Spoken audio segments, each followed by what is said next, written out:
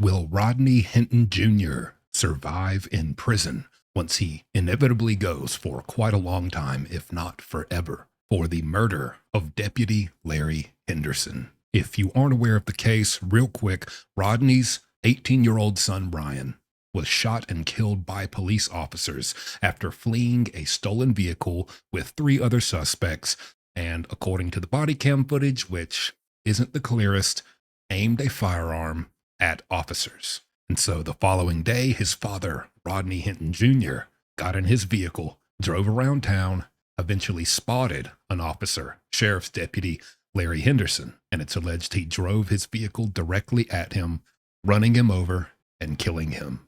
He's now charged with aggravated murder in Ohio. As someone who recently served a decade in state prison, I can tell you exactly what's going to happen to him and what his most likely prison experience is going to be like. Will inmates hold him as a king and glorify him for what he did to the opposing side, the cops? Will he be a hero to them?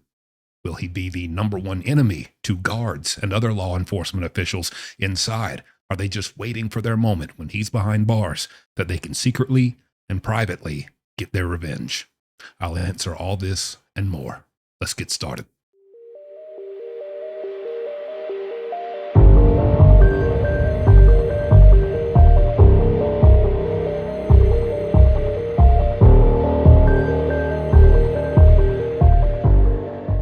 So let's talk what inmates will think about him, then guards, and then just how he'll do by himself in general based off his demeanor, body language, and several other things that we can take from what footage and information is already out there right now. Was Rodney Hinton Jr. the new king of the prison as soon as he sets foot in there because he murdered a police officer, allegedly?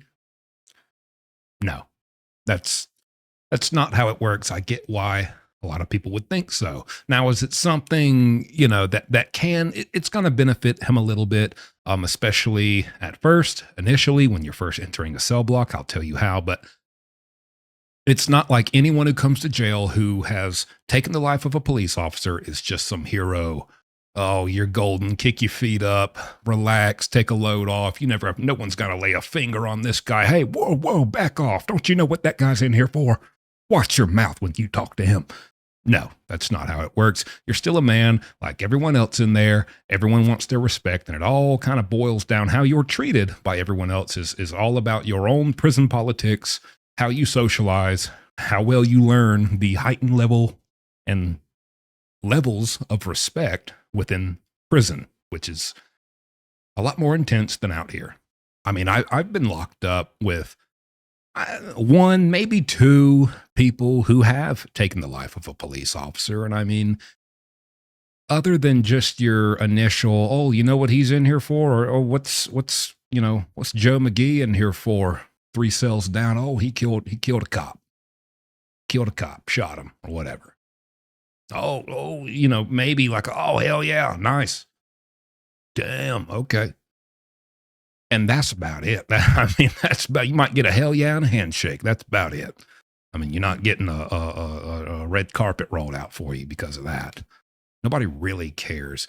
I mean, unless it's something involving children. And even these days, that's, as far as prison justice for stuff like that, I mean, it's really not what it used to be. And what's going to happen to you is so much more based upon your conduct and how you navigate through prison and all these other angry, bitter, cold, grown men who you're now cooped up with,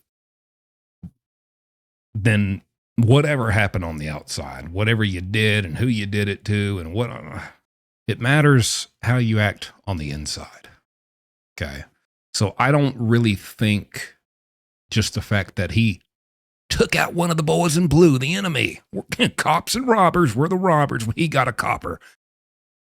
I don't think they'll care that much. What I will say about that is every inmate, as soon as you enter a cell block, you're brand new, you've never been to prison before. I don't know if he has or hasn't. I don't know what kind of criminal history he has, if he even has any at all. I have not looked into that.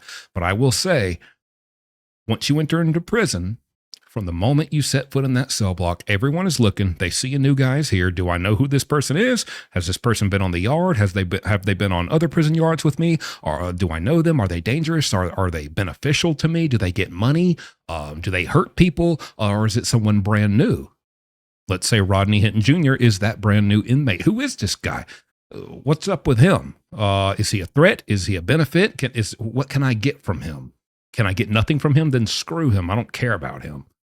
I'm not even interested in him if he's not a threat or a benefit to me. They're always immediately watching everything you do. Who do you go to first? Whoever you go to first is probably somebody you know. Who does he know? Did he go to somebody important who's got some power and influence in this block, or did he go to some guy who, borrows all this tobacco and contraband on credit and can never really pay his bills, and so he's always getting beat up and having a hard time, and people are always wringing his little neck because he's always getting himself into trouble? Oh, who are you associating with? Birds of a feather flock together. What's up with, any information they can soak up about this guy as soon as he enters. Here's why this will help him. This is all over the news.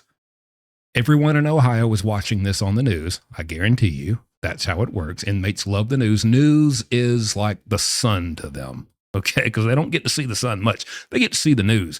That is all they know just about of what's going on out there in the outside world, other than the ones who have contraband cell phones. And then in that case, they see everything we see about this.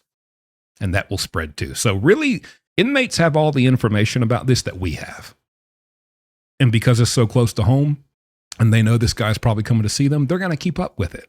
That's how that works. That's how we in South Carolina were about Alec Murdaugh. And in fact, I remember coming to the end of my 10 years around 2020, and all of us were glued to the TV with the whole George Floyd situation. We knew everything that was going on. We keep up with that. So they are in Ohio keeping up with this. When he enters the cell block, this will benefit him because there is at least going to be some kind of respect. And I know some people are going to hate to hear this because this is a very dividing case.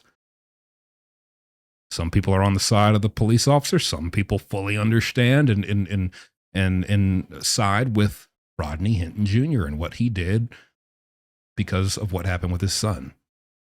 It's a very divisive case. So some people aren't going to like to hear this, but I'm going to tell you, I believe the majority of people are going to be like, oh, this man, he wasn't necessarily a career criminal. He wasn't out there slinging dope. He wasn't, I don't know what he does in his free time, but I'm just assuming he doesn't. And he's just a father and probably just going about his business. I'm assuming he's just a guy who got upset with what happened to his son and went and took it way too far. Okay. People are going to respect what he did in the name of his son. They are. The majority, they are. Although they may not bow down and start fanning him with palm leaves because he killed a cop, they will respect the fact that he did what he did to a cop in the name of his son, and that's why he's there. That will at least get him a good start in the door and have him somewhat in good standing. Some people are probably going to want to come and tell him what's up. Tell him, yeah, hey, man, you know what? I respect what, this will at least start off some good possible relationships with certain people within the cell block. And sometimes a kickstart like that is all you need. And that might give him a little boost and he's golden and he's good in the cell block. Doesn't mean he's untouchable. If you go around and spit in somebody's eye, you can't touch me. You can't touch me. Remember, I killed a cop. No, he's going to have a problem. But, that'll get him off on the right foot. Now, let's talk about the guards.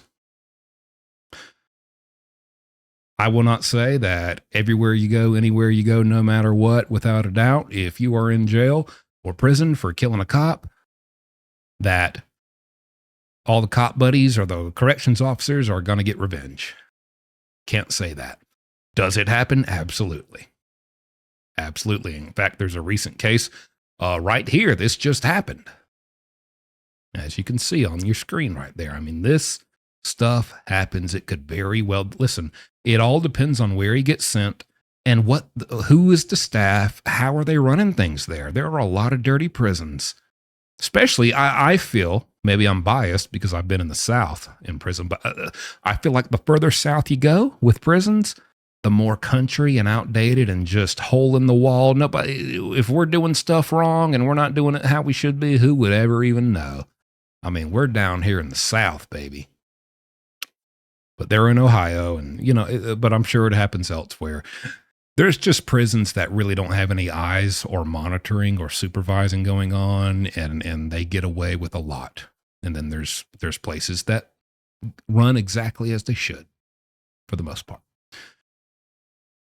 It's very possible that guards would want to do something to him. I will say, if you don't know, there is a huge difference. No disrespect to corrections officers, but I think we can all agree there is a huge difference between a correctional officer and a police officer. I mean, as far as training and qualifications and just tests and certifications, big difference. Okay. It's not like they got police officers running this jail. This is, a guy could have just got fired from Walgreens and then rode down the street and saw a now hiring sign at the prison and pulled over. And he'll likely get hired immediately because there is a huge staff shortage throughout America with prisons because nobody wants to work there because it sucks. So, there's a difference. It's not like he's surrounded by police officers, real brothers of the force. But you never know which way that will rub the guards who work there. Maybe they know, maybe they're related to some of these people on the force. Maybe they get some pressure from the force. You could speculate all day how this happens, but I will say it does happen. And if you get on Google for 5 minutes, you will find no shortage of stories that validates this. So it very well could happen. And I don't think the fact, again, what Rodney Hinton Jr. did, there's not going to be any support there from the inmates like, hey, whoa, you can't do that to him. He's our king because he got one of y'all. If you want him, you got to go through us. No, that's not how it works. Everybody's going to be like, damn. Yep, they got him. When stuff like that cracks off and things really get real, you'd be surprised how many people, oh man, I didn't even know they did that. I was sleeping. Oh, I was in the shower. I didn't even hear none of that. Oh, man, the whole time they're watching. They know they're down there beating them. They don't want to get involved. They don't want to, man. People will become blind and deaf real quick when stuff like that cracks off. You wouldn't believe it. So, do I think guards will get him? It's possible. You seen the way they showed up.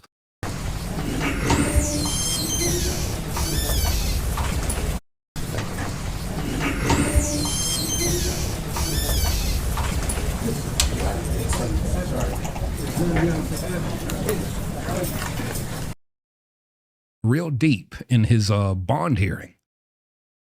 And they all look very, very angry and vengeful. Look at these guys. I'd say they got some devious thoughts brewing in their head. Now, will this happen immediately? Sure, it won't. Too many eyes on him.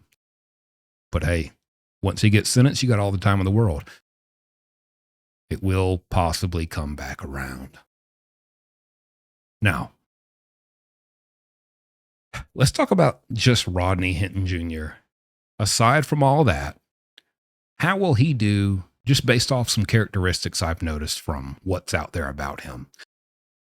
We see right here, he doesn't back down from a challenge even when he's outnumbered. That is prime gang material. That is why gangs require you to get beat in by 3, 4, 5, 6 people for 1 to 3 minutes, depending on which gang.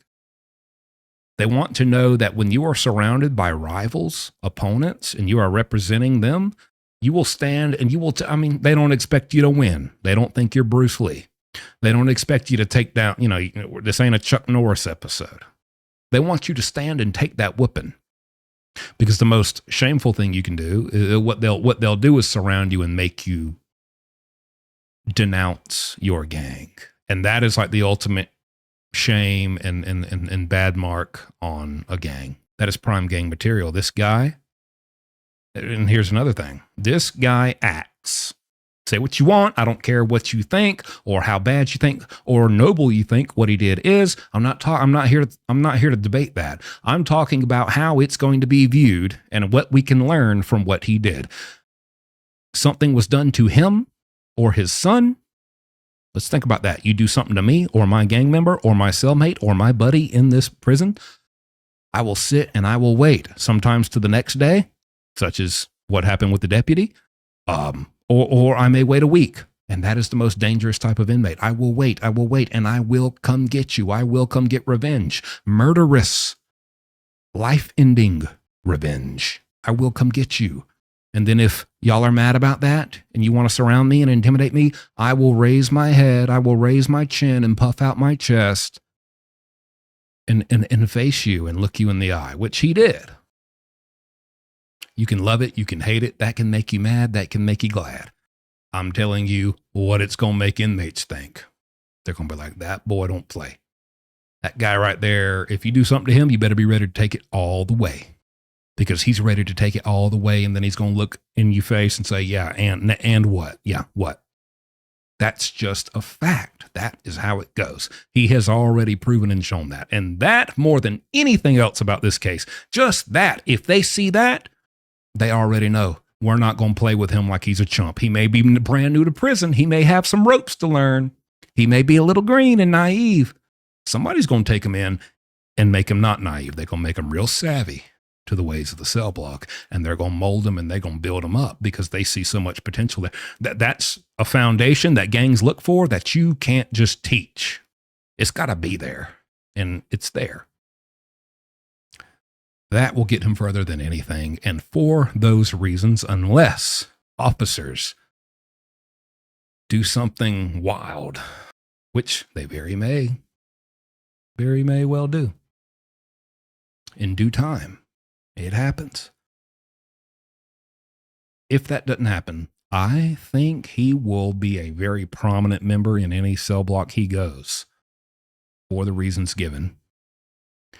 And how good of a time can you have in prison?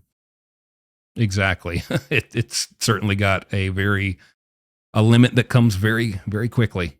You know, there's a very quick limit to how great of a life and experience you can have in prison. But I'd say he'd have it just about as easy as he can get it because